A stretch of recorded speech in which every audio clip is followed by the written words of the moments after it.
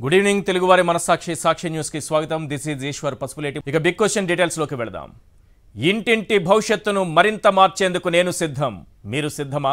దుష్ట చతుష్టయంపై యుద్ధానికి నేను సిద్ధం. మీరు సిద్ధమా? పేదల భవిష్యత్తును కాటేసే ఎల్లో వైరస్ పై యుద్ధానికి నేను సిద్ధం. మీరు సిద్ధమా? గుంపు కట్టి వచ్చే కౌరవ మూకను తరిమి కొట్టేందుకు నేను సిద్ధం. మీరు సిద్ధమా? పేదల పక్షాన నిలబడి పెత్తందారులపై పోరాడేందుకు నేను సిద్ధం. మీరు సిద్ధమా? రాజకీయ కురుక్షేత్రంలో కుట్రదారులపై సమరానికి నేను సిద్ధం. మీరు సిద్ధమా? నేను అభిమన్యుణ్ణి కాదు, అర్జునుణ్ణి. ఈ కలియుగ అర్జునుడు ఒంటరివాడు కాదు, 5 కోట్ల మంది హృదయాల్లో ఉన్నాడు. నాకున్న సైన్యం, బలం దేవుడు, ప్రజలే. ఈ అర్జునుడు ఎప్పటికీ ఒంటరివాడు కాదు. సరిగ్గా ఇదే రీతిలో నేటి ఎన్నికల మహాభారతాన్ని అభివర్ణించారు సీఎం జగన్. ఒకవైపు నుంచి చూస్తే జగన్ ఒంటరిగానే కనిపిస్తాడు, కానీ అతనెప్పటికీ ఒంటరివాడు కాదు. అతని తోడు, ధైర్యం, అతని బలం, పైనున్న ఆ దేవుడు, అతనితో కలిసి నడిచే ప్రజలు, అతని ఆత్మస్థైర్యం, ఆత్మవిశ్వాసం, అతనితో కలిసి నడిచే ప్రజలే. అందుకే అన్నాడు, వచ్చే ఎన్నికల రణక్షేత్రంలో మీరంతా కృష్ణులైతే నేను అర్జునుడినే అని. జరగబోయే ఎన్నికల రణక్షేత్రంలో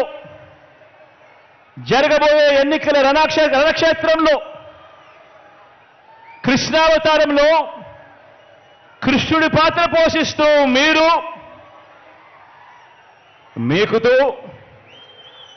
కృష్ణుడి పాత్ర పోషిస్తే అర్జునుడిని నేను, మనందరి ప్రభుత్వం చేసిన మంచి మన అస్త్రాలుగా కౌరవ సైన్యం మీద మనమంతా కూడా పడతాము అని సందర్భంగా తెలియజేస్తా ఉన్నా. జరగబోయే ఎన్నికల యుద్ధంలో వారి దాడి ఎవరి మీద అంటే మన సంక్షేమం మీద, మనం చేస్తున్న ప్రతి ఇంటికి మనం చేస్తా ఉన్న మంచి మీద, అభివృద్ధి మీద. రానున్నది ఎమ్మెల్యే, ఎంపీ ఎన్నికలు మాత్రమే కావు, ఈ రాష్ట్ర భవిష్యత్తును నిర్ణయించే ఎన్నికలు. జగన్ సర్కారు చేస్తున్న అభివృద్ధిపై టీడీపీ దండయాత్ర చేస్తున్న సమయంలో వస్తున్న ఎన్నికలు. మేనిఫెస్టోలో చెప్పిన హామీలు నెరవేర్చిన ప్రభుత్వం. అందుకే పేదవాడి భవిష్యత్తు, సంక్షేమం వారంతా దాడి చేస్తున్నారు.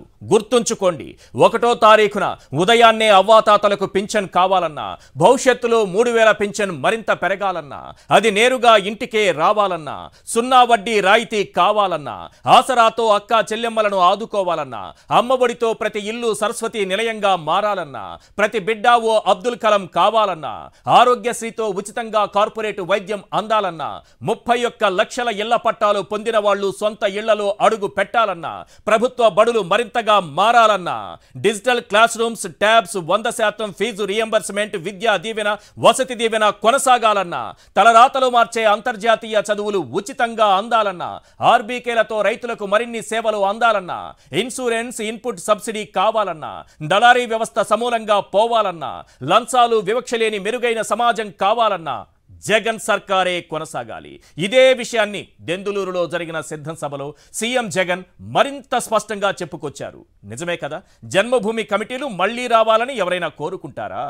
1000 రూపాయల పింఛన్ కోసం క్యూలో నిలబడాలని ఎవరైనా కోరుకుంటారా? ఎప్పుడు కూలిపోతాయో తెలియని స్కూళ్లు, మరుగుదొడ్లు లేని పాఠశాలలు, నాణ్యత లేని విద్య కావాలని ఎవరైనా కోరుకుంటారా? అన్నం పెట్టే అన్నదాతను పట్టించుకోకుండా రుణమాఫీ చేస్తానని మోసం చేసి వ్యవసాయం పండుగ కాదు దండగా అనుకునే నాయకుడు కావాలని ఎవరైనా కోరుకుంటారా? ఆసరాగా ఉంటానని ఓట్లేయించుకొని రూపాయి రుణం కూడా చెల్లించని మోసగాడు కావాలని ఎవరైనా కోరుకుంటారా? ఎవ్వరూ కోరుకోరు. అందుకే అందరూ ఓ స్టార్ క్యాంపైనర్లు కావాలి. వారికి ఉన్న సైన్యం వారి పొత్తులైతే, వారికున్న సైన్యం వారికున్న పొత్తులైతే, వారి ఎల్లో పత్రికలైతే, వారి ఎల్లో టీవీలైతే, నాకున్న తోడేమిటో తెలుసా? నా తోడు, నా ధైర్యం, నా బలం, పైనున్న ఆ దేవుడు, మీరంతా మీ గుండెల్లో నన్ను పెట్టుకున్న మీ బిడ్డ. ఇది నాకున్న బలం. ఇది నాయకుడి మీద ఉన్న నమ్మకం నుంచి పుట్టి వచ్చిన సైన్యం. ఒక నాయకుడిని నమ్మారు ప్రజలు అనంటే ఏ రకంగా ఉంటుంది స్పందన, ఏ రకంగా ఉంటుంది వాళ్ళ ప్రేమ అన్న దానికి ఇదే నిదర్శనం. ఇక్కడ కనిపిస్తా ఉన్న నా అక్క చెల్లెమ్మలు, నా అన్నదమ్ములు, నా అవ్వాతాతలు, నా కుటుంబ సైన్యం ఇక్కడే కనిపిస్తుంది. సీఎం జగన్ ఇంకో నిజం చెప్పారు. 57 నెలల్లో 124 సార్లు బటన్ నొక్కాను. లంచాలు వివక్ష లేకుండా 2,55,000 కోట్లు డైరెక్టుగా లబ్ధిదారుల ఖాతాల్లో వేశాను. నేను 124 సార్లు బటన్ నొక్కితే మీరు ఒక్కసారి 2 బటన్లు నొక్కండి. ఈ రాష్ట్రానికి పట్టిన చంద్రగ్రహణం శాశ్వతంగా దూరమైపోతుందని అన్నారు. టీ గ్లాసు పట్టుకుని సైకిల్ ఎక్కి మీ ఇంటి గుమ్మం దగ్గర నిలబడి తలుపు తట్టి మీ రక్తాన్ని పిలిచే డ్రాకులా వస్తోంది, జాగ్రత్తగా ఉండండి. 14 ఏళ్లు సీఎంగా చేశానని చెప్పుకునే వ్యక్తి నేను ఇది చేశాను నాకు ఓటేయండి అని చెప్పుకోవలసిన వ్యక్తి చెప్పుకోవడానికి ఏం లేదు కాబట్టి గుంపును వెంటేసుకొస్తున్నాడు. రా కదలిరా అని పిలుస్తున్నాడు. అతను పిలిచేది ప్రజలను కాదు, పార్టీలను. రా కదలిరా అని దత్తపుత్రుని పిలుస్తున్నాడు, వదినమ్మను పిలుస్తున్నాడు. వైఎస్ఆర్ మరణించిన తరువాత ఆయన పేరును ఎఫ్ఐఆర్లో చేర్చిన పార్టీని పిలుస్తున్నాడు. 4 ఓట్లు చీల్చుతారేమోనని. అసలు వీళ్ళెవ్వరికీ ఈ రాష్ట్రంతో సంబంధం లేదు, అంతా పొరుగు రాష్ట్రం వారే. Non resident Andhra's. సైకిల్ తొక్కడానికి 2 దాన్ని ముందుకు తోయడానికి మరో 2. రా కదలిరా అని పిలుస్తున్నాడు. 175కు 175 స్థానాల్లో పోటీలో నిలపడానికి కూడా టీడీపీకి అభ్యర్థులు లేరు అని సీఎం జగన్ అన్నారు. ఒకటి అసెంబ్లీకి, ఒకటి పార్లమెంటుకు, ఒకటి అసెంబ్లీకి, ఒకటి పార్లమెంటుకు ఫ్యాన్ మీద మీరు నొక్కితే మీరు గత ఎన్నికల్లో బటన్ నొక్కి పెట్టెలో బంధించిన చంద్రముఖి బెడద. చంద్రముఖి సినిమా చూసారా? ఒకటి అసెంబ్లీకి, ఒకటి పార్లమెంటుకు ఫ్యాన్ మీద నొక్కితే మీరు గత ఎన్నికల్లో బటన్ నొక్కి పెట్టెలో బంధించిన చంద్రముఖి బెడద ఇక శాశ్వతంగా మీకు ఉండదు. చంద్రగ్రహణాలు ఉండవు. లేదంటే చంద్రముఖి సైకిల్ ఎక్కుతుంది,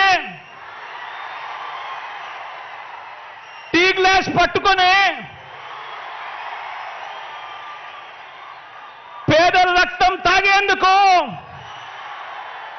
లకలక అంటూ ఇంటింటికి వచ్చి అబద్ధాలతో, మోసాలతో ఒక డ్రాకులా మాదిరిగా మీ తలుపు తడుతుంది. గడప గడపలోనూ కూడా, ప్రతి ఇంట్లోనూ కూడా ఆ ప్రతి అక్క చెల్లెమ్మకు చెప్పండి, ఆ ప్రతి అవ్వాతాతకు చెప్పండి, ఆ ప్రతి అన్నతమ్ముడికి చెప్పండి.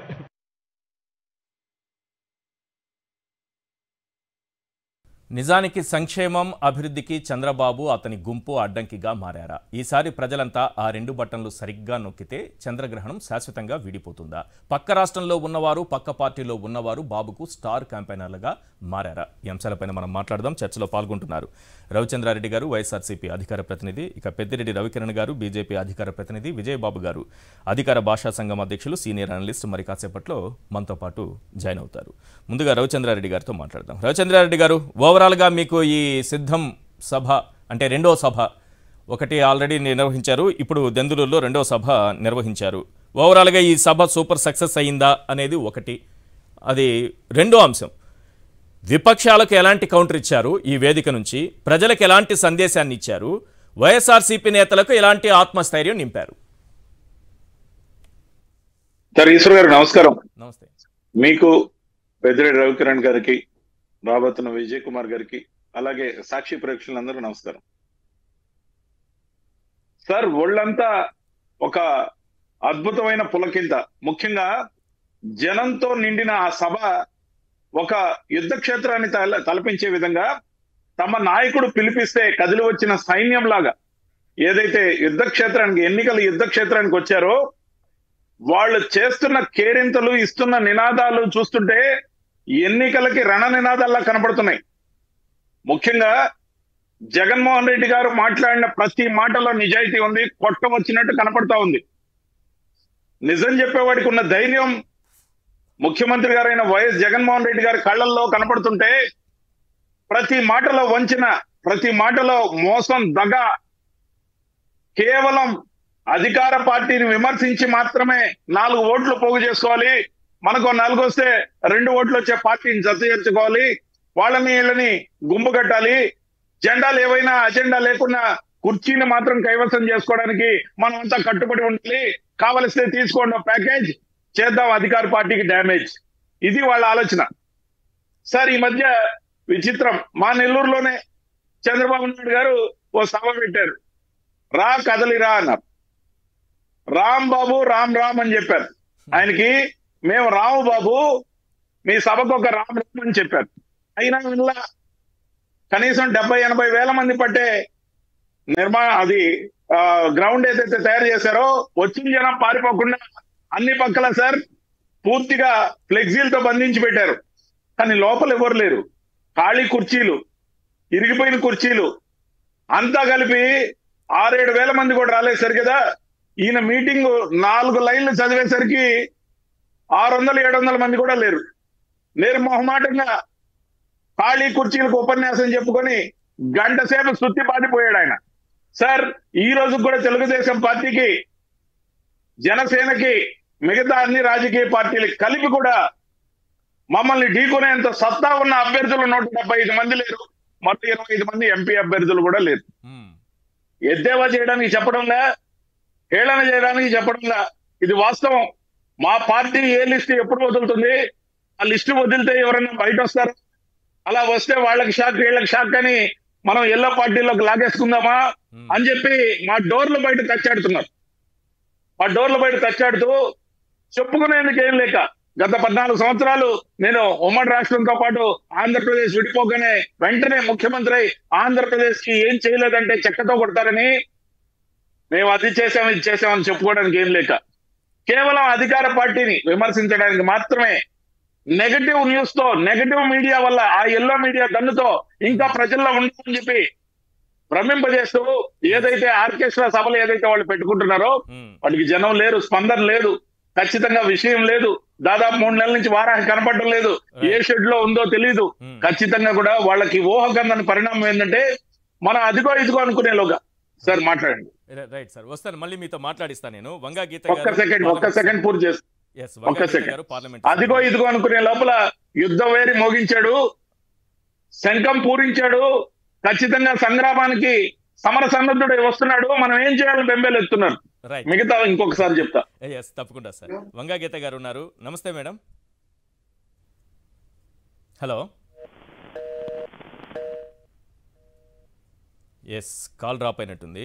ఇది మీరు చూసే ఉంటారు రవిచంద్రారెడ్డి గారు, అసలు ఈ సభకు వచ్చినటువంటి జనం ఏ రకంగా ఉన్నారు, ఇక్కడ వేల సంఖ్యలో కూడా జనం లేరన్నట్టుగా ముందుగా వార్త రాశారు. ఏది ఆంధ్రజ్యోతిలో. ఇప్పుడు ఏబిఎన్లో ఒక వీడియో చూపిస్తున్నారు, అసలు ఎక్కడా జనం లేరు, ఖాళీగా ఉన్నటువంటి ప్రదేశాల్లో ఒక 4 నిల్చున్నటువంటి విజువల్స్ చూపిస్తూ అసలు ఎవరు రాలేదు జగన్ సభకి అని చూపిస్తున్నారు. ఏంటది, వాస్తవమేనా? అసలు ఇక్కడేమో మనకి ఈ కంటికి కనిపించే దృశ్యాలు ఓ రకంగా ఉన్నాయి, ఆ దృశ్యాలు వేయండి సార్. ఆ దృశ్యాలు ఓ రకంగా ఉన్నాయి, అక్కడ చూపించేటటువంటి దృశ్యాలు మరో రకంగా ఉన్నాయి. అక్కడ చూడండి, లేటెస్ట్ విజువల్స్. కాదు, కుర్చీలు వేయగానే ఫోటోలు తీసుకుంటారు, లేదా సభ అయిపోయినాక ఒక 2-3 గంటల తర్వాత ఆ వీడియోలు లేకపోతే ఫోటోలు తీసుకుంటారు. వాటిని క్లబ్ చేసి పెట్టి, లేదంటే కళ్ళు ఉన్నాయా లేవని అడుగుతున్నాం. ఎంత పొడుగున కాన్వాయ్ లాగా ఆ రోడ్లన్నీ ఎన్ని వాహనాలు ఉన్నాయి, ఎంతమంది జనం వచ్చారు, అబద్ధం చెప్పడానికి కొంచెమన్నా సిగ్గు శరం లేకుండా ఆ విధంగా ప్రవర్తించబట్టే వాళ్ళ నైతికత అనేది లేని విషయాన్ని ప్రజలు మొత్తంలో ఎండగట్టేస్తున్నాం. వాళ్ళ పేర్లు చెప్పి విమర్శిస్తున్నారు ముఖ్యమంత్రి గారు. ఆంధ్రజ్యోతి, TV5, ABN, లేకపోతే ఈనాడు, మరి ఒక 1/2 డజన్ ఛానళ్ళు, వాళ్ళ వెబ్సైట్లు, ఇవన్నీ కూడా ఈ కిరాయి సైన్యం ఎల్లో సైన్యం ఏదైతే ఉందో అందరూ పెత్తందారుల మనస్తత్వంతో పేదల యొక్క పండగని హేళన చేస్తున్నారే. మేము ఒక మాట అడుగుతున్నాం, మీరు దాదాపుగా అన్ని చెప్పారు, అయినా నా స్థాయిలో నేను చెప్పాలి. ఎందుకు కావాలి జగన్ మళ్ళీ? ఇది ధైర్యంగా మమ్మల్ని మేము ప్రజల్లో ప్రశ్నించుకొని జనాల్ని ఎడ్యుకేట్ చేసిన తీరు. సార్ అవ్వాతాతలు 1వ తేదీ ఆనందంగా పెన్షన్ 6 గంటలకు తీసుకోవాలంటే రావాలి జగన్, కావాలి జగన్, మళ్ళీ కావాలి. అలాగే 32,50,000 మందికి ఇళ్ల స్థలాలు ఏదైతే ఇచ్చామో ఆ అక్క చెల్లెమ్మల మొహంలో ఆనందం చూసాం. వాళ్ళ ఇళ్లు పూర్తి కావాలి, వాళ్ళు సక్రమంగా గృహప్రవేశాలు చేయాలంటే మళ్ళీ రావాలి జగన్, కావాలి జగన్. రైతు భరోసా అమలు కావాలన్నా, రైతు భరోసా కేంద్రాలు కొనసాగాలన్నా, గ్రామ సచివాలయాల పాలన ఉండాలన్నా, వాలంటీర్లు దైవదూతల్లాగా పనిచేయాలన్నా, జన్మభూమి కమిటీల అరాచకాలు ఉండకూడదన్నా, వాళ్ళ రక్త మాంసాలు పేల్చకూడదన్నా రావాలి జగన్, కావాలి జగన్, మళ్ళీ కావాలి. ఖచ్చితంగా కూడా ఒక్కటి కాదు, విలేజ్ క్లినిక్స్ నుంచి ఫ్యామిలీ క్లినిక్ దాకా కార్పొరేట్ విద్యని గవర్నమెంట్ స్కూల్స్ అందించిన ప్రభుత్వం మళ్ళీ కొనసాగాలంటే కావాలి జగన్, రావాలి జగన్, మళ్ళీ మళ్ళీ. ఖచ్చితంగా కూడా మేము చెప్పుకోవడానికి 100 కార్యక్రమాలు ఉన్నాయి. ఇచ్చిన అమ్మఒడి అమలు, రైతు భరోసా కావాలంటే, ఇవి కొనసాగాలంటే రావాలి జగన్, కావాలి జగన్, మళ్ళీ రావాలి. ఖచ్చితంగా మేము చెప్పుకోవడానికి 100 ఉన్నాయి. వాళ్ళ దగ్గర ఏమున్నాయి సార్? నీరు చెట్టు, ఇంకుడు గుంటలు, పనికిమాలిన మాటలు, మమ్మల్ని విమర్శించడానికి లేనిపోయిన ఆరోపణలు, చెత్త వాగుడు తప్ప దాక్కున్న వాళ్ళు చూపించినటువంటి ఆ ఏబిఎన్ లో వస్తున్నటువంటి విజువల్స్ చూసి నాకు దెందులూరులో తెలిసిన వాళ్ళు ఉంటే, అలాగే కొంతమంది జర్నలిస్టులు ఉంటే, అలాగే సాక్షి టీవీ జర్నలిస్టులు ఉన్నారు కదా, వాళ్ళందరికీ కాల్ చేసి అడిగాను అసలు ఎక్కడ జనం లేనటువంటి విజువల్స్ వాళ్ళు ఎక్కడ చూపిస్తున్నారు ఏంటి, అసలు ఏబిఎన్ వాళ్ళు ఎక్కడ ఉన్నారు? సార్ మీకు తెలుసో తెలీదో, for your information, for your public కూడా చెప్పడం కోసం, ఏబిఎన్ అంటేనే ఆల్ బోగస్ న్యూస్. ఓకే, ఎక్కడున్నారు వాళ్ళు? ఏమైనా కనిపించారంటే సార్ ఇక్కడెక్కడ ఈ సభా ప్రాంగణంలో ఎక్కడా కనిపించలేదు. ఉదయం 6 గంటల 7 గంటల టైంలో తిరిగారు, ఇక్కడ ఖాళీ కుర్చీలు వేస్తున్న టైంలో, అక్కడ అన్ని అరేంజ్మెంట్స్ చేస్తున్న టైంలో తిరిగారు, తర్వాత కనిపించలేదంటే ఒకసారి వెతికి చూడండి. ఇప్పుడు లేటెస్ట్ విజువల్స్ వాళ్ళు ఏదో చూపిస్తున్నారు, నలుగురు నిల్చున్న విజువల్స్ చూపిస్తున్నారు. ఎక్కడ ఆ విజువల్స్ అంటే దెందులూరు మొత్తం వెతికితే అక్కడ ఆర్టీసీ బస్ స్టాండ్ ఉందండి సార్. ఆర్టీసీ బస్ స్టాండ్ ఈ ఆర్టీసీ బస్ స్టాండ్ పక్కన ఈ ఆర్టీసీ బస్ స్టాండ్ పక్కన ఏదో పాత బస్ స్టాండ్ ఒకటి ఉందట. అక్కడ మరుగుదొడ్లు ఉన్నాయంట. అక్కడ కెమెరాలు పట్టుకొని నిల్చో ఉన్నారు ఆ మరుగుదొడ్ల దగ్గర. అక్కడికి కూడా మరుగుదొడ్లకు కూడా ఎవరు రావట్లేదు. కారణం ఏంటో తెలుసా? వీళ్ళు కెమెరాలు పెట్టుకుంటే ఎవరు వెళ్తారు సార్ లోపలికి? ఆ విజువల్స్ చూపిస్తూ ఎవరు రాలేదని మరుగుదొడ్ల దగ్గర కెమెరాలు పెట్టుకున్నటువంటి పరిస్థితి కనిపిస్తోంది. కళ్ళు ఉన్నాయా లేవా వాళ్ళకి? అక్కడ జనం ఉన్నారా లేదా? వాళ్ళకి కనిపిస్తున్నాయా లేదా? అసలు అర్థం కాని పరిస్థితి. కళ్ళారా చూడండి ఒకసారి. ఇంతసేపు చూపించినటువంటి విజువల్స్ మీరు ఏ విజువల్స్ చూపించారు? ఆర్టీసీ బస్ స్టాండ్ పక్కన ఉన్న మరుగుదొడ్ల దగ్గర కెమెరాలు పెట్టుకుంటే, మీరు కెమెరాలు పెట్టారు కాబట్టి అక్కడ ఎవరు రాలేదు, అక్కడే నలుగురన్నా వచ్చేవాళ్ళు. సార్ గ్రౌండ్ ఏర్పాటు చేసింది 110 ఎకరాల సభ. 110 ఎకరాల సభలో ఎలాంటి పోటెత్తిన జనం ఉన్నారో మీరు చూశారు. వాళ్ళు 2-3 ఎకరాల్లో అరేంజ్ చేస్తే ఖాళీ కుర్చీలతో జరుగుతున్న మీటింగ్ లో we challenge entire yellow media. Chandrababu Naidu గారు నెల్లూరు సభలో డ్రోన్ షూట్ చేశాం. మేమే డ్రోన్ షూట్ చేశాం. ఏ విధంగా చంద్రబాబు నాయుడు ఉపన్యాసం మాట్లాడుతున్నప్పుడు ఆడ 600-700 మంది కూడా నిలవలే. లాస్ట్ కి నెల్లూరు విజువల్స్ 80,000 మంది అవకాశం ఉండే సభను ఏర్పాటు చేస్తే 6-7 మంది రాలే, 600-700 మంది నిలవలే. మీరు ఉపన్యాసం చెప్తున్నప్పుడు ఉన్న విజువల్స్ అట్ ఏ టైం చూపించాం. That is the capacity of YSRCP. అంతేగాని ఆల్ బోగస్ న్యూస్ టెలికాస్ట్ చేసుకుంటూ ఖాళీ కుర్చీలు బొమ్మలు ఆడుకుంటూ ఆ టైంలో తీసి ఈ టైంలో మిక్స్ చేసి రీమిక్స్ వ్యవహారం లేదు ఇక్కడ. బస్ స్టాండ్ దగ్గర మరుగుదొడ్ల దగ్గర నిల్చుంటున్నారట వాళ్ళు. రీమిక్స్ వ్యవహారం సార్. పెద్దిరెడ్డి రవికిరణ్ గారు, నేను మొత్తం మిగతా రాజకీయ అంశాలు ఓవరాల్ గా మాట్లాడదాము. ఆ సభలో సీఎం ప్రసంగం పైన ఏం చెప్తారు, సభ నిర్వహణ పైన ఏం చెప్తారు? ఈశ్వర్ గారు, ముందుగా మీకు తోటి ప్యానలిస్ట్ కి, సాక్షి టీవీ వీక్షకులందరికీ శుభ సాయంత్రం అండి. అలాగే భారత రత్న పురస్కారం అందుకోబోతున్న పెద్దలు శ్రీ లాల్ కృష్ణ అద్వానీ గారికి నా తరఫున, పార్టీ తరఫున అభినందనలు, శుభాకాంక్షలు. సాక్షి టీవీ తరఫున, సాక్షి తరఫున కూడా అభినందనలు, శుభాకాంక్షలు సార్. ధన్యవాదాలండి.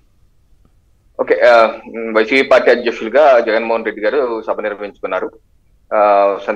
సంతోషం. అయితే దీనిలో కొన్ని అంశాలు ఇప్పుడు వారు మాట్లాడుతూ ఏమన్నారంటే, ఒక గ్రామానికి వెళ్తే మీకు కొత్తగా కట్టిన సచివాలయాలు కనపట్టలేదా? అది చేసింది జగన్, ఇచ్చింది వైసీపీ పార్టీ అన్నారు. అలాగే ఆర్బీకే కనపట్టలేదా? అయితే విలేజ్ ఆసుపత్రులు కనపట్టలేదా? తప్పనిసరిగా కనపడుతున్నాయి.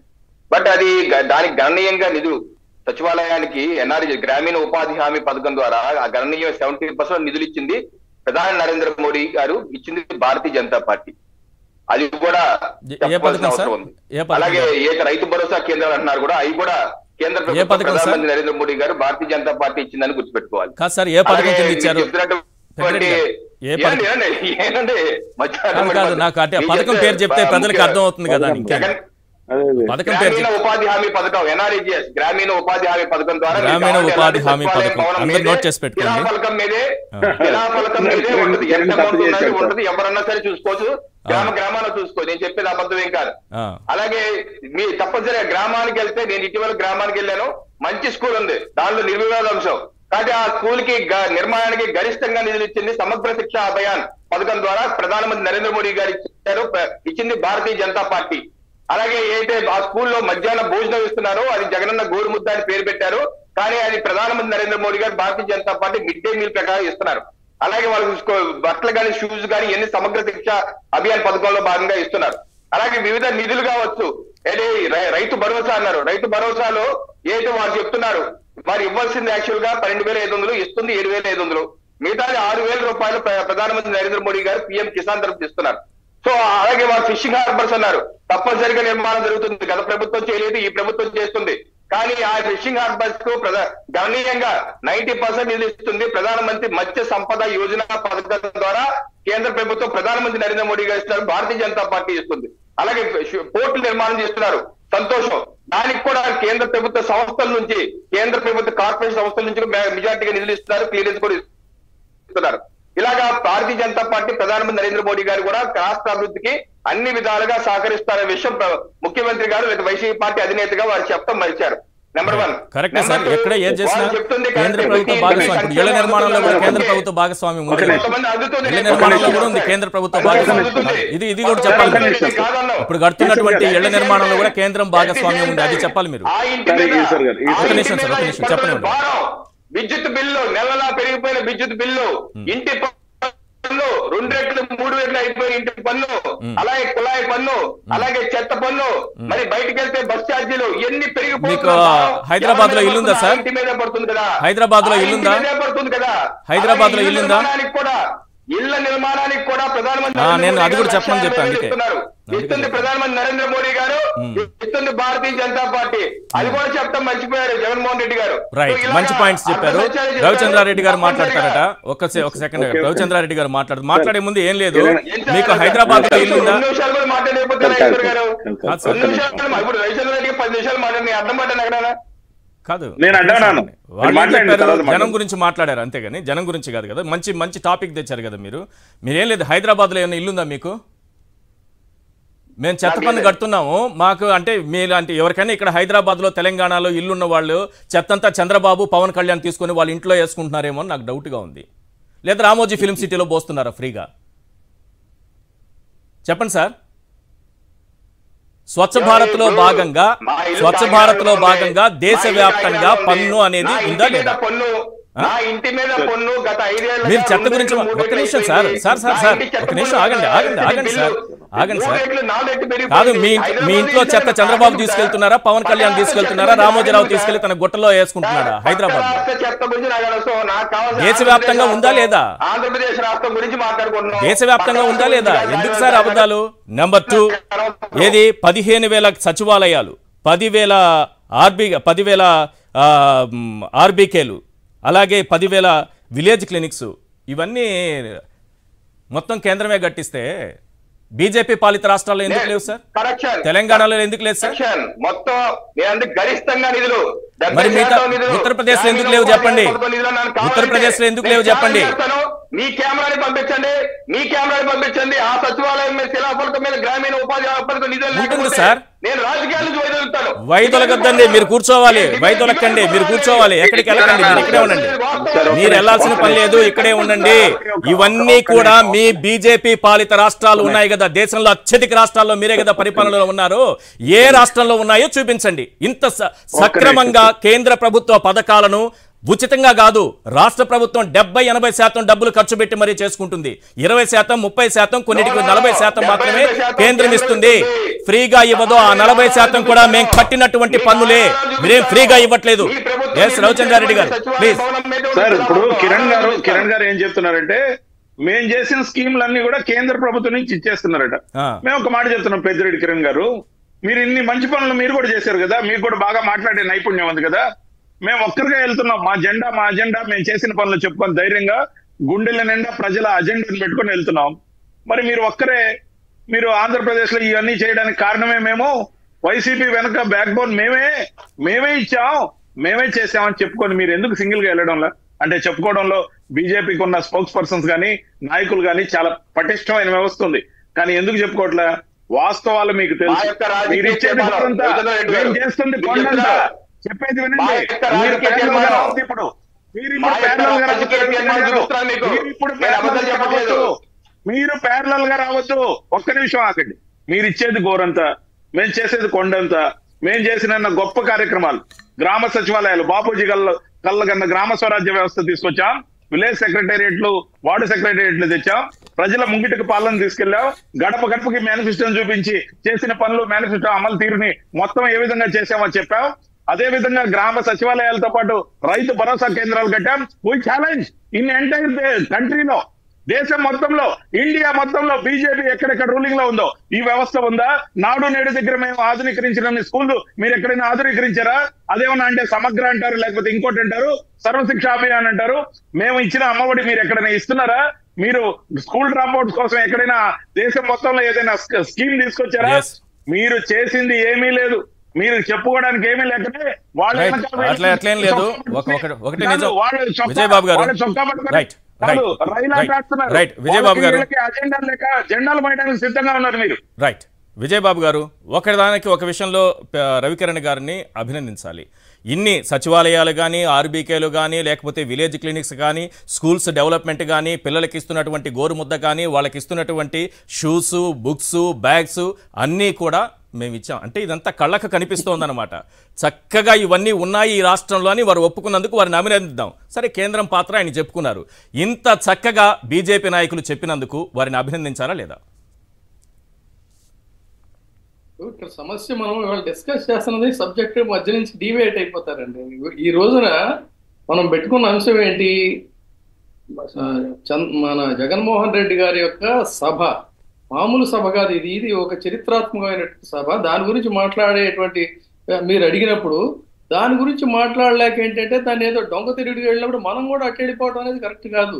కానీ ఒక విషయం ఒప్పుకున్నారు కదా, సచివాలయాలు ఉన్నాయి, ఆర్బీకేలు ఉన్నాయి, విలేజ్ క్లినిక్స్ ఉన్నాయి, నాడు నేడు ఉన్నాయి, ముందే స్కూల్ డెవలప్ అయ్యాయని, మంచి గవర్నమెంట్ ద్వారా మంచి భోజనం పిల్లలకు అందుతుందని. గమనించాల్సింది ఏంటంటే కేంద్ర ప్రభుత్వానికి రాష్ట్రం నుంచి వెళ్ళేటువంటి పన్నుల వాటా ఎంత, ఆ పన్నుల వాటాలో నుంచి కేంద్ర ప్రభుత్వం రాష్ట్రాలకు ఇస్తున్నది ఎంత, ఆంధ్రప్రదేశ్ లాంటి రాష్ట్రాలకు ఇస్తున్నది ఎంత, ఆంధ్రప్రదేశ్ నుంచి వెళుతున్న పన్నుల వాటా ఎంత అనేది ఒక సపరేట్ డిబేట్ అండి. ఇది దాన్ని కేవలం ఏంటంటే కేంద్ర ప్రభుత్వం ఇస్తుంది అని అంటే మనం ఇస్తుంది ఎంత, అదొక పెద్ద లార్జర్ సబ్జెక్ట్. అది ఆ రెండింటిని సమన్వయం చేసుకొని మాట్లాడాలి. కానీ మాట్లాడినప్పుడు కేంద్ర ప్రభుత్వం కొన్ని రాష్ట్రాల పట్ల మళ్ళీ అదే పాయింట్ మాట్లాడాల్సి వస్తుంది. ప్రత్యేకించి కొన్ని రాష్ట్రాల పట్ల ఎంత చిన్న చూపు చూస్తూ ఉంది, ఎంత ఇవ్వాల్సి వస్తే ఎంత ఇస్తుంది, దాన్ని ఎంత ఇచ్చామనే దాన్ని గోరంతలు కొండంతలుగా చెప్తుందని చెప్తే మొత్తం వ్యవహారాలని వాస్తవాలని బయటకు వస్తాయి. కాబట్టి నేను ఆ సబ్జెక్ట్కి వెళ్ళదలుచుకోలేదు. ఇవాళ మనం ఒక చరిత్రాత్మకమైనటువంటి సభ జరిగింది. ఆ సభ గురించి మాట్లాడాలి అంటే 83లో ఎన్టీ రామారావు గారు తొలిగా ఒక డైలాగ్ అనేటువంటిది ఈ రోజుకి కూడా ప్రజలకి ఒక మంచి చిరస్మరణీయమైన డైలాగ్ ఉంది. దాన్ని వాళ్ళ రెండు రకాలుగా స్ప్లిట్ అయిపోయింది ఆ డైలాగ్ అని నేను అనుకుంటున్నా. ఏంటంటే ఆయన సభలో ఉన్నటువంటి జనాన్ని చూసి నింగి వంగిందా నేల ఈనిందా అని అంటాడు. నేను ఇవాళ ఈ సభ చూస్తే నింగి వంగిందా నేల ఈనిందా అనేటువంటి దాన్ని మళ్ళీ జగన్మోహన్ రెడ్డి గారు ఆ చరిత్రని తిరగరాశారని చెప్పుకోవాలి. దాని కంటిన్యూషన్ డైలాగ్ ఏంటంటే రా కదలిరా అని చెప్పని. అది చంద్రబాబు నాయుడు గారు పట్టుకుని రా కదలిరా అంటా ఉంటే జాకీలు వేసెత్తుతున్నా కూడా జనం కదిలి వచ్చే పరిస్థితి లేదు. సో ఆ డైలాగ్ ఏమో ఆ రకంగా అయిపోయింది. ఈ డైలాగ్ ఏమో ఒక మామూలుగా కాదు, ఒక ఉత్తేజపూరితమైనటువంటి ఇది. యుద్ధ గుంజన్ మృదంగాలు భీకరంగా నినదిస్తున్న వేళ, కుట్రలు కుహకాలు నిశ్శబ్దంగా చేస్తున్నటువంటి వేళ ఇది ఒక జన విస్ఫోటం అండి. మామూలుగా కాదు, ఒక జన విస్ఫోటం. ఈ జన విస్ఫోటం చూసిన తర్వాత నేనేమనుకున్నానంటే నేను చెప్పబోయా, తీరా చూస్తే మీరు దాని గురించే మాట్లాడుతున్నారు. నేను వచ్చేసరికి రేపటి పత్రికల్లో ఖాళీ కుర్చీలేసి ఇంత పెద్ద జనం ఉన్నా కూడా జనం రాలేదు, జనం ఆయన ప్రసంగం మొదలుగానే పారిపోతారు అని అంటారంటే ఆల్రెడీ మీరు స్టార్ట్ చేశారని చెప్పి అన్నారు. అంటే ఇక్కడ ఏంటంటే ఉదయం పేపర్లో ఆల్రెడీ రాసేశారు 30,000కి మించి ఎవరు రారంటే వైసీపీ నాయకులు కూడా అవునవును మాకు తెలుసు ఎవరు రారని మాకు తెలుసని వారు అన్నారట. అది రేపు రాస్తారేమో. సరే, దీని గురించి చెప్పాలంటే అది ఒక చిలిపితనం అని చెప్పాలి. లేదు అని అంటే కేసీఆర్ గారు తరచు ఆయనకు ఒక ఊతపదం ఉంది, వెకిలితనం అని. ఇది ఆయన పరిభాషలో చెప్పుకోవాలంటే అది వెకిలితనం, లేదంటే చిలిపితనం, కాదంటే తెంపరితనం. ఇంత ప్రజలు స్వచ్ఛందంగా ఇంతమంది వచ్చి లేదు టీవీల్లో ఇవాళ అందరూ కూడా అవురా అని చెప్పి నోరు వెళ్ళబెట్టి చూస్తున్నటువంటి పరిస్థితుల్లో వీళ్ళేదో వచ్చి ఇవాళ వాళ్ళ వెకిలితనాన్ని, వాళ్ళ తెంపరితనాన్ని, వాళ్ళ చిలిపితనాన్ని, వాళ్ళ వికృత రూపాలని, వికృత విన్యాసాలని చూపించుకుంటామంటే జనం నవ్విపోవారండి. ఎవడు ఆడి మాట వినేది ఎవడు వింటాడు చెప్పండి. కాబట్టి సార్ ఒక విషయం చెప్పండి సార్, 2 విషయాలు ప్రతిసారి చెబుతున్నటువంటి విషయాలే. మీకు నేరుగా సంక్షేమం అందింది ఈ రాష్ట్ర ప్రభుత్వం వల్ల, జగన్ సర్కారు వల్ల మీకు న్యాయం జరిగింది అని అనిపిస్తేనే తోడుగా నిలబడండి, అండగా నిలబడండి అనేటటువంటి మాట ఒకటి. రెండోది, లబ్ధి పొందిన మీరేనా స్టార్ క్యాంపైనర్లు ఇలా చెప్పగలిగినటువంటి ముఖ్యమంత్రి దేశంలో ఎక్కడైనా ఇది వరకు ఉన్నారా? ఒక పాలన చేసిన 5 ఏళ్ల తర్వాత ఇలాంటి లైన్స్ చెప్పిన వాళ్ళు ఎవరైనా ఉన్నారా? ఆయన గతంలో రాజశేఖర రెడ్డి గారు ఒక మాట అనేవారు, ఏంటంటే మేము ఎన్నో మేళ్లు చేసాం, చెప్పింది చేసాం, చెప్పంది కూడా చేసామని చెప్పని అంటారు ఆయన. అదే ఆ వారసత్వాన్నే కొనసాగిస్తూ చెప్పిన దానికి 10 చేసి ఇవాళ నేను ఇది చేశాను, నేను చేశానని విశ్వసిస్తేనే మీరు నాకు ఓటేయండి అని చెప్పని అడిగేటువంటి ఒక దమ్ము ధైర్యం ఉన్నటువంటి నాయకులు ఎవరంటే జగన్మోహన్ రెడ్డి గారు అని చెప్పాలి. అంతే తప్ప దొంగతనంగా 600 హామీలు ఇచ్చి ఆ హామీలన్నిటినీ కూడా గప్చిప్గా వాటన్నిటిని కూడా దాచేసి ప్రజల్ని వంచి చేసినటువంటి పరిస్థితి ఇప్పుడు. అయితే జగన్మోహన్ రెడ్డి గారు ఒక మాట అడిగారు, ఎవరైనా మీకు లబ్ధి పొందినటువంటి వాళ్ళు ఉంటేనే మీరు ఓటేయండి అని అడుగుతున్నారు. అది మొత్తం జనాలందరూ కూడా ఆ లబ్ధి పొందారు కాబట్టి ఆయన అంత ధైర్యంగా అడుగుతున్నాడు. మరి తెలుగుదేశం పార్టీలో లబ్ధి పొందినటువంటి వాళ్ళు ఎవరు అని అంటే ఇవాళ మనం షాపూర్ జీల గురించి, పల్లం జీల గురించి, వాళ్ళ గురించి చెప్పుకోవాలి. కాదంటే తన పక్కన చేరినటువంటి కరటక దమనకుల్లాగా ఉండి ఇప్పటికీ కూడా ఏమైపోయాడో తెలియదు. లాంటి వాడు కోట్ల రూపాయల ప్రజాధనాన్ని మింగేసి వాళ్ళు నిజాయితీ పరులైతే, సచ్చీలురైతే ఎక్కడ దాక్కున్నాడండి ఆ దొంగ శ్రీనివాస్ అనేటువంటి దొంగ? ఎందుకు వాళ్ళు నిజాయితీ పరులైతే ఎందుకు పారిపోయాడు? ఇప్పటి వరకు చంద్రబాబు నాయుడు గారు ఎందుకు అతను బయటికి తీసుకురాలేదనేది వాళ్ళు చెప్పాలి. అందుకని ప్రజాధనాన్ని ఏమో బొక్కేసి బొక్కసాలో నింపుకున్నటువంటి వాళ్ళు తర్వాత నేను మీకు ఇన్నిసార్లు చేశా లెక్కలతో సహా కూడా ఆయన చెప్తున్నారు. కాబట్టి ఎక్కడ కూడా ఇందులో మాయా లేదు, మర్మం లేదు. పూర్తిగా పారదర్శకతతో చేస్తున్నప్పుడు ఈ మీడియా పిచ్చెక్కి ఇవాళ పిచ్చి రాతలు, పిచ్చి కూతలు చూస్తున్నటువంటి నేపథ్యంలో వాటిని గురించి ప్రజలు ఎవరు పట్టించుకోరు. అది పూర్తిగా రైట్. మార్గాని భరత్ గారు పార్లమెంటు సభ్యులు, ఈరోజు ప్రోగ్రాంలో భరత్ గారు ఈరోజు ప్రోగ్రాం మొత్తం సీఎం గారి వెంట మీరు ఉన్నారు. అక్కడ చూస్తున్న ప్రతి దృశ్యానికి మీరే సాక్ష్యం. అక్కడ ఏంటి, ఎలా జరిగింది సభ, ఎలా జరిగింది? ఫస్ట్ దాని గురించి చెప్పండి. అసలు మీరు ఫస్ట్ చెప్పిన మాట అండి, ఏదైతే నింగి వంగిందా లేకపోతే ఇది ఒక గోదావరి పరవళ్ళు తొక్కుతున్నట్టు ఇవాళ జన సముద్రం కనబడిందండి. ఇవాళ నిజంగా జగనన్న వచ్చిన తర్వాత అసలు ప్రజల్లోంచి వచ్చిన అశేష స్పందన ఇది. జనరల్ గా ఎవరైనా కానీ రాజకీయ పార్టీలు మొబిలైజ్ చేస్తే ఈ రకమైన వ్యవహారం ఉండదండి. ఎందుకంటే ప్రజలు వాళ్ళు స్పందిస్తా ఉన్నారు. ఇప్పుడు ఇవాళ సభ 5:30 కంప్లీట్ అయిందండి. జగనన్న చాపర్ ఎక్కి 5:30 అయింది. ఇంకా ఇవాళ అన్న రోజుకి ఇప్పుడు ఈ టైం 7:45 అవుతుంది. ఇంకా మేము రాజమండ్రి రీచ్ అవ్వలేదు. ఇంకా రాజమండ్రి రీచ్ అవ్వడానికి గంట సేపు పడుతుంది. ట్రాఫిక్ లో ఆల్మోస్ట్ 1.5 అవర్ మేము ఉండిపోయామని అంటే ఎంతమంది ప్రజలు అశేషంగా వచ్చారనేది మనకు కనబడతా ఉంది. ఇప్పుడు నేను నా ఫోటోనే 1 గంటన్నర సేపు ఉండిపోయామని అంటే మొత్తం మీద అక్కడ ఉన్న జన సముద్రం అట్లా కనబడతా ఉందండి. ప్రజలందరూ కూడా అక్కడ స్వచ్ఛందంగా వచ్చి నాకు తెలిసి లక్షల సంఖ్యలోనే, లక్ష పైమాటే, లక్షన్నర పైమాటే వాళ్ళు వచ్చిన ప్రజలు చూస్తే అంత పెద్ద ఎత్తున రావడము, అక్కడి నుంచి జగనన్న మాట్లాడుతుంటే వాళ్ళ దగ్గర నుంచి వచ్చే ప్రతిస్పందన ఒక ప్రతిధ్వని లాగా ఒక మొత్తం అంతా కూడా ఆ ప్రాంగణం అంతా కూడా మారుమోగిపోతా ఉంది. ఇవాళ ఒక్కటే నేను అంశం చెప్తున్నానంటే, గత చంద్రబాబు నాయుడు గారికి ఇప్పుడు జగన్మోహన్ రెడ్డి గారికి తేడా గమనించమని ప్రజలను కోరుతా ఉన్నాం. ఇప్పుడు ఆయన జగనన్న క్లియర్ గా చెప్పాడు, 1995 దగ్గర నుంచి చంద్రబాబు నాయుడు గారు ముఖ్యమంత్రిగా ఉన్నాడు. ఎప్పుడైనా ఈ డిబిటి ఇలాగా బటన్ నొక్కితే ఖాతాల్లో పేదరికం నిర్మూలన ఎందుకు చేయలేకపోయారు? పథకం చెప్పుకోవడానికి ఏమీ లేదు ఆయనకని. ఇవాళ జగన్మోహన్ రెడ్డి గారు 2,55,000 కోట్ల రూపాయలు డిబిటి ద్వారా ఒక బటన్ నొక్కితే ప్రజల ఖాతాలు పెట్టిందండి. ప్రజల యొక్క జీవన విధానం మారింది, ప్రజల యొక్క జీవన ప్రమాణాలు మారిన తర్వాత ఇంకా పేదరిక నిర్మూలన ఇంకా అంతకన్నా టాప్ మోస్ట్ థింగ్ ఇంకేముంటుందండి జీవితంలో? ఇప్పుడు పేదవాడి సొంతిల్లు కల్లా నెరవేరుస్తా ఉన్నారు. అవ్వా తాతలు 1000 రూపాయలు పెన్షన్ తీసుకోవడానికి క్యారేజ్ కట్టుకుని 1వ తారీఖు వచ్చిందని అంటే 1000 రూపాయలు పెన్షన్ తీసుకోవడానికి పాపం వాళ్ళు లైన్ లో సాయంత్రం దాకా నుంచునేవారు. ఇవాళ వాలంటీర్స్ అనే ఒక పిల్లలు వచ్చి అవ్వాతాతలకి గుడ్ మార్నింగ్ చెప్తూ ఆ 3000 రూపాయలు చేతిలో పెడతా ఉంటే ఆ 3000 రూపాయల గురించి వాళ్ళు నెల రోజుల నుంచి ఎదురు చూస్తా ఉంటారు. మరి దానికి మించిన ఆనందం ఇంకేముంటుందండి? ఇప్పుడు జగనన్న ఇట్లా చేశాడు. ఇలా చేసిన తర్వాత ఇది కాకుండా డ్వాక్రా రుణమాఫీలు ఇప్పుడు చంద్రబాబు నాయుడు గారు చెప్పిన మాట మాఫీ చేస్తానని ఆయన చేయలేదు. రైతు రుణమాఫీ చేస్తా అన్నాడు, ఆయన చేయలేదు. మరి ఇవాళ ఇన్ని అబద్ధాలు ఇన్ని చేసి కుర్చీ ఎక్కేసాడు. దాని తర్వాత మళ్ళీ అదే టైప్ ప్రిన్సిపల్ ఫాలో అయ్యి 2019లో పసుపు కుంకాలని డబ్బులు ఇచ్చారు. మరి ప్రజలు కూడా చెంప చెళ్ళు అనిపించే విధంగా చంద్రబాబు నాయుడు గారు సమాధానం చెప్పారు. ఇవాళ మేము ప్రజల దగ్గర నుంచి కూడా మాట్లాడేది కోరుకునేది ఒకటే, ఇవాళ జగనన్న మాట ఇస్తే ఆయన మాట నిలబెట్టుకుంటారనే థింగ్ ప్రజల్లో మైండ్స్ లో రిజిస్టర్ అయిపోయిందండి. ఇంకా ఇప్పుడు జగనన్న ఇంకా మేనిఫెస్టో ప్రకటించలా. చంద్రబాబు నాయుడు గారు నేను ఇవాళ చెప్తున్నా, ఆయన మేనిఫెస్టోలో 3 సిలిండర్లు ఇస్తా అన్నాడు. ఆ 3 సిలిండర్లు ఒక కుటుంబానికి ఇస్తా అన్నాడండి. ఇవాళ డ్వాక్రా రుణమాఫీ 80 లక్షల మందికి మేము డ్వాక్రా రుణమాఫీ చేశాం. మరి అదే దమ్ము ధైర్యంతో చంద్రబాబు నాయుడు గారు మేనిఫెస్టోలో 80 లక్షల మంది మహిళలకి సంవత్సరానికి 3 సిలిండర్లు ఇవ్వగలుగుతాను అని మేనిఫెస్టోలో పెట్టగలరండి?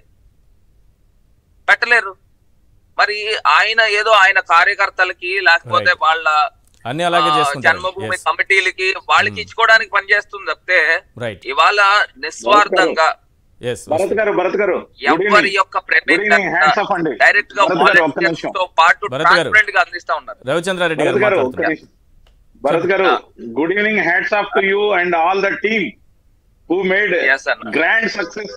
దీన్ని ఏదైతే ఇంత గొప్ప విజయంగా ఈ సభను నిర్వహించారో మీరు అందులో భాగస్వాములు, అందులో ప్రధానంగా లీడ్ తీసుకున్నారు, మీకు హ్యాట్స్ ఆఫ్ అండి. ముఖ్యంగా మీరు ఒక మాట అన్నారు, ఇప్పుడు ఆ మేనిఫెస్టోలో 80 లక్షలకు మంది 3 కాదు 80 లక్షలు కాదు 1 కోటి మందికి ఇస్తానని అబద్ధాల హామీలు ఇచ్చి ఆ తర్వాత ఆ మేనిఫెస్టోని పాతి పెడతాడు. అతను ఇచ్చే హామీలు ఎవరు నమ్మరు కాబట్టి అతను దేంట్లో పెట్టిన వృధానే. కాబట్టి ఆ మేనిఫెస్టోలకి ఏం శాంక్టిటీ ఉండదు. రైట్. పెద్దిరెడ్డి రవికిరణ్ గారు, అది వాస్తవం 100% వాస్తవం. రవికిరణ్ గారు, కాకపోతే నేను ఇంకొక అంశం కూడా బీజేపీ నాయకులు వారు ఎవరైతే ఉన్నారో వారికి కూడా నేను చెప్పేది ఒకటే చెప్తున్నాను. ఇప్పుడు ఇవాళ జగన్మోహన్ రెడ్డి గారు ఇవాళ ఆంధ్రప్రదేశ్ రాష్ట్రంలో ఇంత చేయగలిగారు. మీరు కేంద్ర ప్రభుత్వం ఇచ్చిన ఫండ్స్ అంటున్నారు, మిగతా 29 రాష్ట్రాల్లో ఎందుకు జరగలేదని అడుగుతా ఉన్నాం. ఇవాళ సచివాలయం వ్యవస్థ ఉందా, వాలంటీర్ వ్యవస్థ ఉందా, ఆర్బీకే సెంటర్లు ఉన్నాయా, లేకపోతే ఏమున్నాయని అడుగుతున్నాం. ఇవాళ డైరెక్ట్ గా నేరుగా ప్రజల యొక్క ప్రమాణాలు మారుతున్నాయే, మరి బీజేపీ పాలిత రాష్ట్రాల్లో ఎందుకు జరగలేదని అడుగుతా ఉన్నా.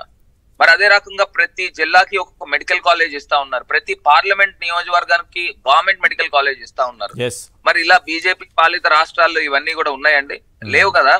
ఇప్పుడు మీరు అన్ని రాష్ట్రాలకి ఇచ్చినట్టు మా రాష్ట్రానికి కూడా ఇస్తున్నారు. అదేమి పెద్ద గొప్పగా ఏమేవలా. ఇంకా ఆంధ్రప్రదేశ్ రాష్ట్రము అన్యాయంగా విభజించబడిన దానికి ఇంకా మీరు చాలా పెద్ద చూపుతో చూడాల్సిన అవసరం ఉంది. కానీ అన్ని రాష్ట్రాల మాదిరిగానే మాకు కూడా చేస్తున్నారు. ఇంకా చాలా అంశాలు గొప్పగా మీరు రైట్. ఇది స్టార్ క్యాంపెయినర్ అంశం గురించి మీరేం చెప్తారు పెద్దిరెడ్డి రవికిరణ్ గారు? ఎస్, ఈ స్టార్ క్యాంపెయినర్ గౌరవ ఎంపీ గారు ఏమన్నారంటే మెడికల్ కాలేజెస్ ఇక్కడే ఉన్నాయి, వేరే రాష్ట్రాల్లో ఇచ్చారని అడుగుతారు. వారికి కూడా తెలుసు ఎంపీగా ఆంధ్రప్రదేశ్ రాష్ట్రంలోనే కాదు, ఆంధ్రప్రదేశ్ రాష్ట్రంలో నిర్మాణం అవుతున్న మెడికల్ కాలేజ్ ఒక్కొక్క మెడికల్ కాలేజీ 300 కోట్లు కేంద్ర ప్రభుత్వం ఇస్తుంది. ఇదే కాకుండా అన్ని రాష్ట్రాల్లో ఉత్తరప్రదేశ్ బీజేపీ పాలిత రాష్ట్రాలు ఉత్తరప్రదేశ్ లో మెడికల్ కాలేజీలు అన్ని రాష్ట్రాల్లో వచ్చాయి సార్. మీరు చెప్పినటువంటి ఇది గ్రామ సచివాలయాలు కానీ, ఆర్బీకేలు కానీ, విలేజ్ క్లినిక్స్ కానీ, లేకపోతే నాడు నేడు పథకం కానీ మెడికల్ కాలేజ్ అంటే one day state one medical college విధానం తీసుకుంది. అయితే మెడికల్ కాలేజీ లేదో ఆయా జిల్లాలకి మెడికల్ కాలేజీ దేశవ్యాప్తంగా ఇస్తున్నారు. ఉత్తరప్రదేశ్ లో ఇచ్చారు, మధ్యప్రదేశ్ అన్ని రాష్ట్రాలు బీజేపీ రాష్ట్రాల్లో ఇక్కడ ఉన్నాయి. దీనికి మెడికల్ కాలేజీలకి కేంద్ర ప్రభుత్వం నిధిస్తుందా లేదా అది చెప్పండి. మీరు మెడికల్ కాలేజీలకి రాష్ట్రంలో కేంద్రం నిధిస్తుందా లేదా? సార్ మీరు చెప్పిన పథకాలన్నీ గతంలో కూడా ఉన్నాయా, కొత్తగా ఇప్పుడే పెట్టారా దేశంలో? రవికిరణ్ గారు ఒక నిమిషం సార్, మీరు పెట్టిన పథకాలన్నీ గతంలో కూడా ఉన్నాయా, ఇప్పుడే కొత్తగా దేశంలో పెట్టారా? నరేంద్ర మోడీ గారి ప్రభుత్వం చేసుకున్న విధానం మరి ఎందుకు 14 నుంచి 19 వరకు ఎందుకు గట్లేకపోయారు ఇవన్నీ? ఎందుకు గట్లేకపోయారు ఇవన్నీ 14 నుంచి 19 వరకు? మీరు కూడా భాగస్వామి కదా. ఆంధ్రప్రదేశ్ లో ఏం చేయలేకపోయారు ఎందుకు సార్? ఉత్తరప్రదేశ్ గురించి ఏమొచ్చాయి తమిళనాడులో? అరం మాట్లాడడం వచ్చింది తమిళనాడు, ఏమొస్తుంది? కాదు ఒక్కసారి ఆగండి. ఒక్కసారి ఈశ్వరన్న పాపం ఆయన ఇంకా హోంవర్క్ చేసి రాలా. ఆయన వాళ్ళ మేనిఫెస్టోలో జిల్లాకు ఒక మెడికల్ కాలేజ్ ఇవ్వాలని ఉంది. కాకపోతే ఆంధ్రప్రదేశ్ రాష్ట్రానికి 3 మెడికల్ కాలేజీలకి గవర్నమెంట్ ఆఫ్ ఇండియా ఫండ్ చేస్తుంది. ఇవేమి 16 మెడికల్ కాలేజీలకి ఏం ఫండ్ చేయట్లే.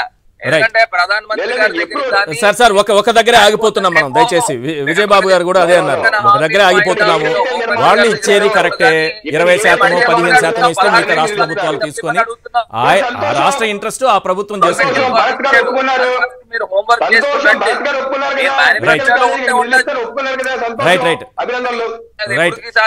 రవిచంద్రారెడ్డి గారు మెడికల్ కాలేజ్ అనేది రైట్ సార్. రవిచంద్రారెడ్డి గారు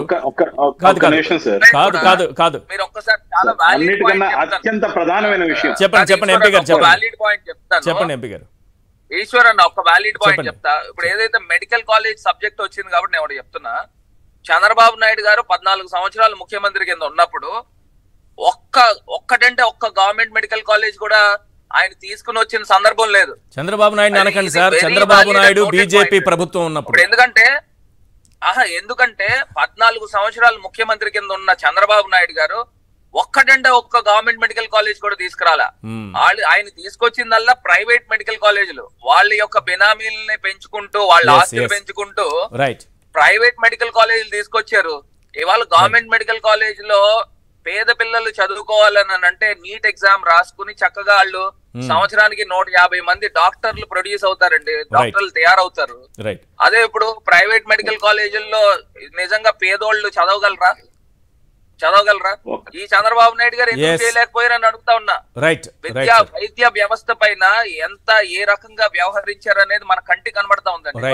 రవిచంద్రారెడ్డి గారు, ఈ ప్రజలందరూ కూడా స్టార్ క్యాంపెయినర్లు కావాలన్నారు. అటువైపు చూస్తే చంద్రబాబు స్టార్ క్యాంపెయినర్ని కొందరిని అభివర్ణించారు. ఒకటేమో ఈ రాష్ట్రంలో లేనివారు, అంటే పక్క రాష్ట్రంలో ఉండేవాళ్ళు, పక్క పార్టీలో ఉండేవాళ్ళు, అందరి పేర్లు చెప్పుకుంటూ వచ్చారు. ఒక పవన్ కళ్యాణ్ కావచ్చు, ఒక వదినమ్మ గారు కావచ్చు, చాలా క్లియర్గానే చెప్పారు. ఏంటి మీ పక్కన అంతమంది స్టార్ క్యాంపెయినర్లు రాబోతున్నారా? కోట్ల మంది స్టార్ క్యాంపెయినర్ రాబోతున్నారు. ఇంటికో 2-3 లబ్ధి పొందిన వాళ్ళు ఉంటారు కదా, ప్రతి ఇంట్లో లబ్ధి పొందిందని మీరే చెప్తున్నారు కదా, 85% 90% కుటుంబాలు లబ్ధి పొందాయని. సార్ 3,25,00,000 మందికి పైగా సంక్షేమ పథకాలు నేరుగా అందుకున్నారు. ప్రతి ఒక్కరూ స్టార్ క్యాంపెయినరే. అన్నిటికన్నా ముఖ్యంగా ఆరోగ్యశ్రీ ఏదైతే మేము కోవిడ్ రోజుల్లో కోవిడ్ కూడా దాంట్లో చేర్చి ఈ దేశం మొత్తంలో ఎక్కడా చేయని విషయాన్ని పెద్దిరెడ్డి రవికిరణ్ గారికి కూడా అడుగుతున్నా. కోవిడ్ రోజుల్లో కార్పొరేట్ వైద్యాన్ని ఆరోగ్యశ్రీలో చేర్చి ఉచితంగా కార్పొరేట్ వైద్యం చేయించి ఇళ్లకెళ్లేటప్పుడు ఒక్కొక్క బాధితుడికి చేతిలో 5,000 రూపాయలు పెట్టి పంపించిన ప్రభుత్వం ఒక ఆంధ్రప్రదేశ్ ప్రభుత్వం కాదా అని అడుగుతుంది. కొత్త అంబులెన్సులు కొని, కొత్త 108లు కరెక్ట్ గా వనరుకు సమకూర్చి, ముఖ్యంగా ఈ రోజు ఆరోగ్యశ్రీని 5 లక్షల నుంచి 25 లక్షలకు పెంచితే ప్రతి ఒక్కరు కూడా మాకు స్టార్ క్యాంపెయినరే. సార్ ఆ ఆరోగ్యశ్రీ సాయంతో కోవిడ్ రోజుల్లో ప్రాణాలు నిలుపుకున్న ప్రతి కుటుంబం స్టార్ క్యాంపైనరే, ప్రతి సంక్షేమ కార్యక్రమం లబ్ధిదారుడు స్టార్ క్యాంపైనరే. మరీ ముఖ్యంగా ఆరోగ్యశ్రీని ఉపయోగించుకుంటూ కూడా సేవ చేయడానికి వైఎస్ఆర్సీపీ నాయకులు మాత్రమే, కార్యకర్తలు మాత్రమే, ఎమ్మెల్యేలు మాత్రమే, ఎమ్మెల్సీలు మాత్రమే, లేకపోతే ప్రతి ఒక్కరూ కూడా మమేకమై ప్రజలను ఆదుకున్నారు. దాంకోలా ఇతర రాష్ట్రాలకు పారిపోలా, జూబ్లీస్ లో వచ్చి వాళ్ళ బంగాళాల్లో ముసుగేసుకుని కూర్చోలే చంద్రబాబు నాయుడు లాగా, లేకపోతే పవన్ కళ్యాణ్ లాగా, ఆంధ్రప్రదేశ్ వదిలి పారిపోయిన లోకేష్ లాగా. సార్, ప్రాణాలకు తెగించి ప్రతి ఎమ్మెల్యే, ప్రతి ఎంపీ, ప్రతి కార్యకర్త, ప్రతి ఒక్క నాయకుడు స్వచ్ఛందంగా ఆంధ్రప్రదేశ్ లో ప్రజల్ని కాపాడుకునే ప్రయత్నం ఒక్క వైఎస్ఆర్సీపీ పార్టీ మాత్రమే చేసింది. ప్రభుత్వం కార్యక్రమానికి మించి ప్రభుత్వం ఇచ్చిన దాన్ని, ఆ ఫెసిలిటీని మమేకం చేసి క్యాడర్ ని మొత్తం ప్రజల్ని కాపాడుకోవడానికి, వాళ్ళకు ధైర్యాన్ని ఇవ్వడానికి ఏదైతే చేశారో, ప్రజల మీద నిజంగా ప్రేమ ఉన్న పార్టీగా, ప్రభుత్వంగా ప్రజల గుండెల్లో ఉన్నాం. ఖచ్చితంగా ప్రతి సామాన్యుడు, ప్రతి లబ్ధిదారుడు, ప్రతి కార్యకర్త, ఈవెన్ అన్ని పార్టీలకు సంబంధించిన వాళ్ళు కూడా ఎవరైతే లబ్ధి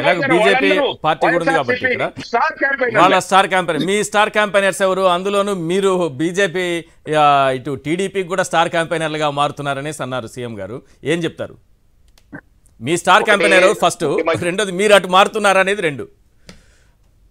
ఇప్పుడు ఎవరైతే ముఖ్యమంత్రి గారు ఉదయనమ్మ గారు మాట్లాడారో వారు నాన్ రెసిడెంట్ ఆంధ్ర అని, వారు ఉండేది కారణం చేయడండి, హైదరాబాద్ ఎక్కడో కాదు, పవన్ కళ్యాణ్ గారు ఉండేది కారణం చేయడం అక్కడే ఉంటారు. వాళ్ళని నాన్ రెసిడెంట్ అనలేదు సార్, పక్క రాష్ట్రం అంటే వేరే రాష్ట్రంలో ఉండేవాళ్ళు, వేరే పార్టీల్లో ఉండేవాళ్ళు, అంటే ఉదయనమ్మ గారిని మేబీ వేరే పార్టీలో ఉండేవాళ్ళుగా అభివర్ణించవచ్చు. ఏదన్నా సార్, నేను చెప్పేది ఏంటంటే ఆవిడ ఉండేది కారణం చేయడంలో ఒకటి. రెండు, కరోనా విషయంలో రవిచంద్రారెడ్డి గారు చెప్పింది కరెక్ట్, తగ్గ జరిగింది. ప్రధానమంత్రి నరేంద్ర మోడీ గారు ఏ రకంగా సహకరించ చూస్తున్నారు, ఆరోగ్యశ్రీలో భాగమైనటువంటి ఆయుష్మాన్ భవ ఏదైతే 5 లక్షల రూపాయల వరకు ప్రతి కుటుంబానికి వైద్యం ఫ్రీగా ఇస్తున్నారో, అది కూడా ఆయుష్మాన్ భవన్ లో కూడా కరోనాని సమస్య కూడా ఇంక్లూడ్ చేశారు. ఆ రకంగా ప్రధానమంత్రి నరేంద్ర మోడీ గారు, జగన్మోహన్ రెడ్డి గారు ఇద్దరు కలిసి ఆరోగ్యశ్రీ, ఆయుష్మాన్ భవ ద్వారా టీకాలు వేయటం, దేశవ్యాప్తంగా ఉచితంగా టీకాలు వేయటం, వైద్యం అందించడం చేశారు. ఇది నగ్న సత్యం. అలాగే ఇంత రవిచంద్రారెడ్డి గారు చెప్పింది ఇంకోటి నిజం ఏంటంటే 108, 104 బాగా పెరిగింది. ఎందుకు పెరిగింది అంటే కేంద్ర ప్రభుత్వం ఏదైతే నేషనల్ హెల్త్ మిషన్, జాతీయ ఆరోగ్య మిషన్ లో భాగంగా ఏదైతే నేషనల్ అంబులెన్స్ సర్వీస్, ఎంపీ గారికి బాగా తెలిస్తే ఇవన్నీ, నేషనల్ అంబులెన్స్ సర్వీస్ లో భాగంగా గరిష్టంగా నిధులు ఆ యొక్క 108, 104 జగన్మోహన్ రెడ్డి గారి ప్రభుత్వం అడిగిన తర్వాత ఏ రాష్ట్రంలో అడిగినా అన్ని రాష్ట్రాల్లో ఉన్నాయి 108, 104. మన రాష్ట్రం ఎన్ని అడిగితే అన్ని ఇచ్చారు. అలాగా సంఖ్య కూడా పెరిగింది. అలాగే వైద్య సేవలు ఏదైతే అంటున్నారో, ఏది విలేజ్ హెల్త్ క్లినిక్ ఇవన్నీ అవి కూడా ఉన్నాయి. దానిలో ఆసుపత్రులు నిన్న కూడా పేపర్లో వచ్చింది, ఆ యొక్క హెల్త్ క్లినిక్ లో 250 పోస్టులు భర్తీ చేస్తున్నారు. దానిలో గరిష్టంగా అన్ని పోస్టులు నేషనల్ హెల్త్ మిషన్ లో భాగమే. సో ఈ విలేజ్ క్లినిక్ కావచ్చు, మిడ్ లెవెల్ హెల్త్ చేశారు, అన్ని కేంద్ర ప్రభుత్వం ప్రధానమంత్రి నరేంద్ర మోడీ గారు అమలు చేస్తున్న జాతీయ ఆరోగ్య మిషన్ లో భాగమని చెప్పి గుర్తించాలి. దయచేసి మా పథకాలన్నీ స్టిక్కర్లు చేసి మీరే అందరూ స్టార్ క్యాంపెయిన్ చేసుకోవద్దు. మాకు అందరూ ప్రజలందరూ లబ్ధి పొందినటువంటి 34 లక్షల కోట్లు నేరుగా బటన్ నొక్కి ప్రధానమంత్రి నరేంద్ర మోడీ గారు పేదల, బడుగు బలహీన వర్గాల ఖాతాల్లో వేశారు. వాళ్ళ వెరీ గుడ్. సేమ్ చంద్రబాబు లాగే మీరు మాట్లాడుతున్నట్టు, అంత ఫాలో అవుతున్నట్టే అనిపిస్తోంది. ఇప్పుడు వాళ్ళు వైఎస్ఆర్సీపీలో ముఖ్యమంత్రి జగన్మోహన్ రెడ్డి గారు మాట్లాడిన దాన్ని మాకు కూడా వర్తిస్తుందని మీరు చెప్తున్నట్టుగా ఉంది. రవికిరణ్ గారు వినిపిస్తుంది. మేము అందిస్తున్న ఏదైతే పథకాలు మేము ఇప్పుడు 108, 104 ఈ ప్రభుత్వం వచ్చాక లేదండి, గత ప్రభుత్వ హయాంలో ఉంది. ఇప్పుడు కొత్త వెహికల్స్ ఇవ్వడమే కాదు, దాని మెయింటెనెన్స్ కి శాలరీస్ కూడా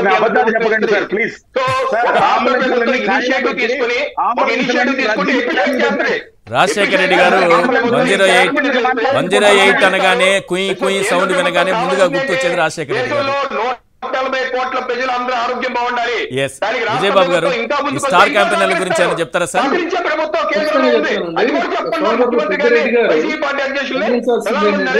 సహకరిస్తారు, ఈ పథకాలన్నిటికీ నిధులు ఇస్తారు, అది కూడా చెప్పండి. ఇవన్నీ కాదు కానండి, ఇప్పుడు ఆయన మాట్లాడే ముందర ప్రత్యేక హోదా ఇచ్చి మాట్లాడమనండి. దాంట్లోకి వెళ్తే ఇంకా మనకి 2-3 రోజుల సమయం సరిపోతుంది. విజయబాబు గారు ఒక్క నిమిషం సార్. భరత్ గారు ఇద్దరు ఆగాలి.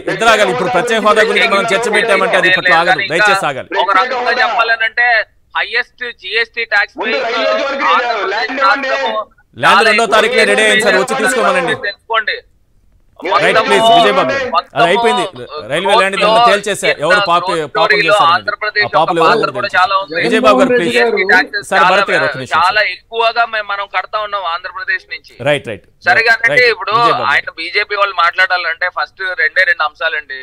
ఒకటి, మీరు ప్రత్యేక హోదాకి మీరు శాంక్షన్ ఇస్తున్నారా? రెండోది, పోలవరం ప్రాజెక్ట్ మీరు ఫండ్స్ ఇస్తున్నారా? ఈ రెండు చేస్తే మీ అంత గొప్ప భరత్ గారు అది ఆ సబ్జెక్ట్ ఇప్పుడు మాట్లాడితే చాలా పెద్ద సబ్జెక్ట్, దానికి సెపరేట్ గా మనం డిబేట్ పెట్టుకుందాము. దయచేసి ఆ సబ్జెక్ట్ పక్కన అది అందరికీ తెలుసు, రాష్ట్ర ప్రజలందరికీ తెలుసు, దాన్ని రోజు అదే చర్చించుకోవాలి. విజయబాబు గారు ప్లీజ్ ఈ స్టార్ క్యాంపెయిన్ల గురించి ఇద్దరు ఆగాలి ప్లీజ్, ఇద్దరు ఆగాలి. స్టార్ క్యాంపెయిన్ల గురించి చెప్పండి సార్ విజయబాబు గారు. జగన్మోహన్ రెడ్డి గారు చెప్పినట్టుగా పొరుగు రాష్ట్రం నుంచి వచ్చేటువంటి స్టార్ క్యాంపెయినర్లను వారు అన్నారు. అది అక్షరాల సత్యం. ఇందాక సోదరులు చెప్పినట్టుగా పురంధేశ్వరి గారు ఉండేది కారంచేడు కదండి, అది వారి స్వగ్రామం. వారు ఉండేది సాక్షాత్తు బంజారా హిల్స్ లో ఉంటారు. కావాలంటే ఈ నెల రోజుల్లో వారు ఎక్కడెక్కడ స్టే చేశారు. పోనీ కారంచేడులో అయితే ఆయనతో సహా నిజాయితీగా చెప్పమని బీజేపీ కార్యకర్తలు ఎవరైనా కారంచేడుకి వెళ్ళి వారిని కలిసిన సందర్భాలు ఉన్నాయా? ఇప్పటి వరకు కూడా నేను చెప్తున్నా, ఒక్క సంక్రాంతి పండగకి సంబంధించి వారి కుటుంబ సభ్యులు కారంచేడుకి వెళ్ళటం తప్ప వారు ఉండేటువంటి శాశ్వత నివాసం చూసుకున్నట్లయితే బంజారా హిల్స్ లో వారి నివాసం, ఎడమ వైపు పురంధేశ్వరి గారి నివాసం, ఇటు కుడి పక్కన చూసుకుంటేనేమో అంతకుముందు లక్ష్మీపార్వతి గారు ఉన్నటువంటి దాన్నే ఎన్టీఆర్ డొమైన్ అని చెప్పని దాన్ని మళ్ళీ రీకన్స్ట్రక్ట్ చేసినటువంటి ఎన్టీఆర్ గారి మరొక కుమార్తెకి సంబంధించినటువంటి ఇది వారు అద్దెకి ఇచ్చేశారు. సినిమా షూటింగ్లు జరుగుతున్నాయి.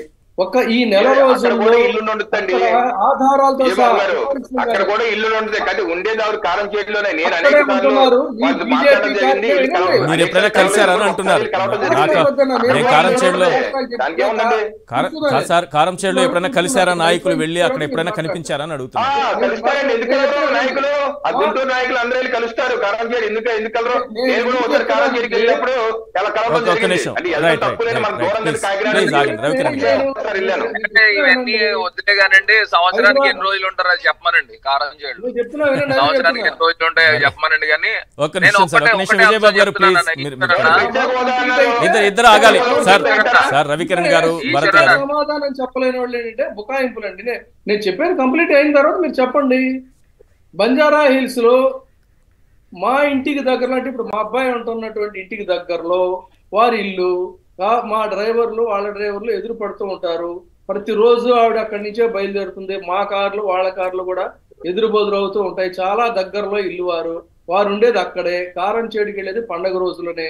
కావాలంటే నిజాయితీగా మీ బీజేపీ కార్యకర్తలు హైదరాబాద్ లో అంటే సెకండ్ గ్రేడ్ లీడర్స్ హైదరాబాద్ లో వారిని కలుస్తున్నారా? లేదు కారంచేడుకి కనీసం ఒక్కరైనా ఎవరైనా వెళ్ళిన వాళ్ళు ఉన్నారా అనేది ఆధారాలతో సహా చెప్పమని నేను చెప్తా. టైమింగ్స్ తో సహా వారు ఎప్పుడు ఇంట్లో ఎప్పుడు బయలుదేరుతున్నారు, ఎక్కడికి వెళ్తున్నారు ఏంటనేది. కాబట్టి ఇప్పుడు వాళ్ళంతా వైఎస్ఆర్సీపీ స్టార్ క్యాంపెయినర్లు, టీడీపీ స్టార్ క్యాంపెయినర్లు వలస పక్షులు వచ్చి ఆంధ్రప్రదేశ్ లో రాజకీయాలు చేయాలనుకోవడం పొరపాటు.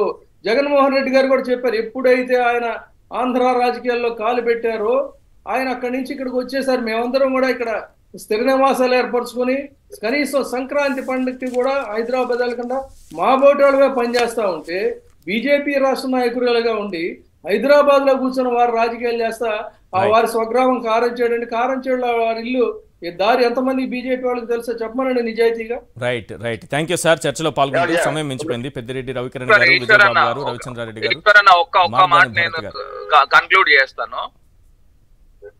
ఈశ్వరన్న చెప్పండి, కన్క్లూడ్ చేయండి.